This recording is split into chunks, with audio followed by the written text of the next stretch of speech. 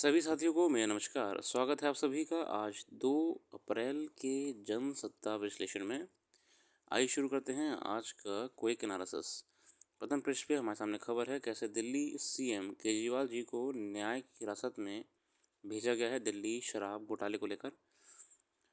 इसके अलावा कांग्रेस के खिलाफ चुनाव तक नहीं होगी दंडात्मक कार्रवाई, ये राजनीतिक खबरें हैं, उसमें हम नहीं जाएंगे। हम सीधे अपने संपादकीय पे आते हैं।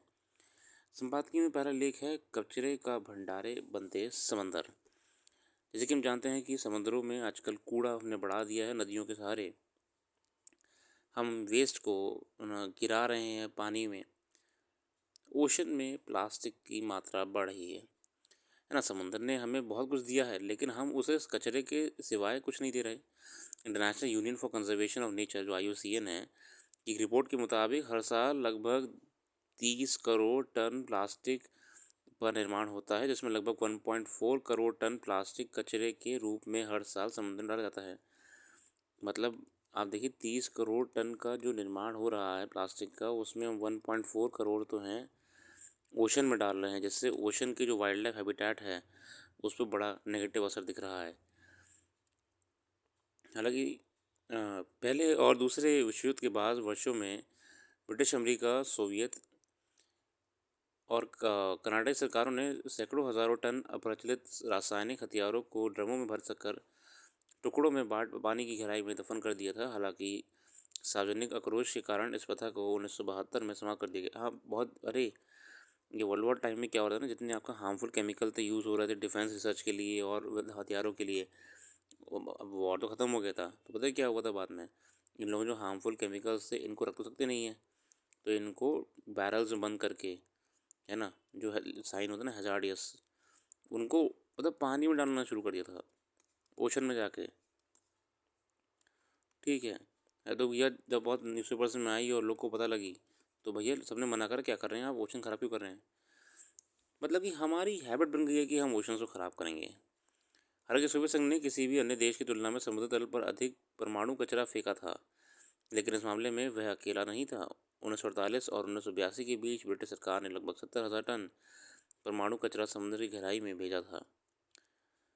परमाणु कचरा है, देखिए प्लास्टिक कचरा है या अन्य प्रकार का कचरा है, ये हम लोगों ने बहुत भारी मात्रा में ओशंस में गिरा दिया है।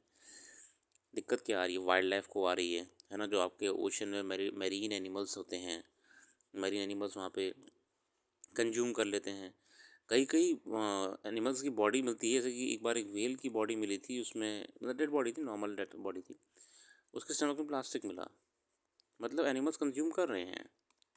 फिशेज़ मिली हैं, कई बार फिशेज़ में उनके अंदर टाइनी पेलेट्स होते हैं, बहुत छोटा छोटा प्लास्टिक होता है, वो मिला है। मतलब कि हमने अच्छी तरीके से ओशन को गंदा करने का पूरा इंतज़ाम कर रखा है। वर्ल्ड वॉच इंस्टीट्यूट की एक रिपोर्ट के मुताबिक अमेरिका और यूरोप में प्रति व्यक्ति वर्ष में करीब 100 किलो प्लास्टिक का इस्तेमाल होता है। खासकर वेस्टर्न नेशन को ज़्यादा पैकेजिंग यूज़ करते हैं ना, इसलिए एशिया में प्रति व्यक्ति सालाना प्लास्टिक का इस्तेमाल 20 किलोग्राम है। यह सारा प्लास्टिक कचरा धीरे धीरे समुद्र में दफन कर दिया जाता है। इसकी वजह से आज समुद्र कचरे का ढेर बन गया है। देखिए 1946 से 1993 तक 13 देशों में मुख्य रूप से चिकित्सा अनुसंधान और परमाणु उद्योगों में निकले लगभग 2 लाख टन परमाणु रेडियोधर्मी कचरे का निपटान के लिए समुद्रों का उपयोग किया। बहुत लोगों ने अपना जो कचरा था ना, परमाणु वगैरह और आपका जो केमिकल रिसर्च करे थे, इन सबको समुद्र में डालना शुरू कर दिया था। ठीक, गहरे समुद्र को मानव गतिविधि से किसी भी तरह अलग मानना अब संभव नहीं है। हमने जो हमारा इन्फ्लुएंस है वो बहुत ज़्यादा बढ़ा दिया है, नेचर को खिलवाड़ करने में कम करना चाहिए। अगला आर्टिकल है अवैध दावेदारी। अरुणाचल प्रदेश और चीन को लेके है, मैं इस पर नहीं जाऊँगा।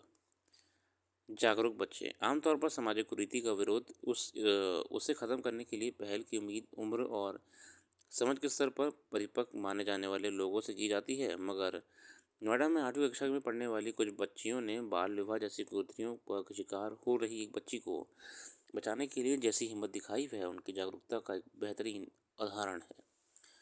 पता चला है कि उसकी शादी जबरन बच्ची की शादी कराई जा रही थी, तो बच्चियों ने ये कदम उठाया और रोका उसको। हाल ही में नोएडा में एक सरकारी स्कूल में 8वीं कक्षा में पढ़ने वाली एक छात्रा जब उदास दिखी तो उसकी कुछ सहपाठियों ने उससे कारण पूछा। पता चला कि उसकी शादी ज़बरन कराई जा रही है, जबकि वह अभी पढ़ना चाहती है। फिर इसके बाद उस सहपाठियों ने स्कूल के शिक्षकों और प्रबंधन को इस बारे में जानकारी दी। फिर स्कूल प्रबंधन से इस बात की सूचना बच्चों के लिए जारी हेल्पलाइन और पुलिस को दी। पता चलते ही पुलिस ने एन मौके पर पहुंच कर ये शादी रुकवाई और आरोपियों को पकड़ा। अब वह छात्रा फिर पहले से एक तरह अपनी पढ़ाई कर रही है। इस घटना को अहमियत इस रूप से ही कि जिन कुरीतियों को ख़त्म करने की जिम्मेदारी समाज और परिवार के वयस्कों व बुजुर्गों की होनी चाहिए, उसे रोकने के लिए बच्चों ने पहल की है। मतलब समाज आज भी जो हमारे बड़े बुजुर्ग हैं, कुछ ऐसे हैं जो बाल विवाह जैसी चीज़ों को मान रहे हैं, मगर जो हमारे युवा हैं, हमारे जो आगे आने वाली पीढ़ी है, देखिए वो कितने मॉडर्नाइज हो गए हैं कि उन्होंने ऐसी प्रैक्टिस को रोका ही नहीं, प्रॉपर इन्फॉर्म करवाया अथॉरिटीज़ को। समाज को बदलने की ज़रूरत है। हालांकि जान के भी खुशी हुई है कि हमारे युवा अब सशक्त हो चुके हैं और वो जानते हैं क्या गलत है और क्या सही है। आगे देखते हैं।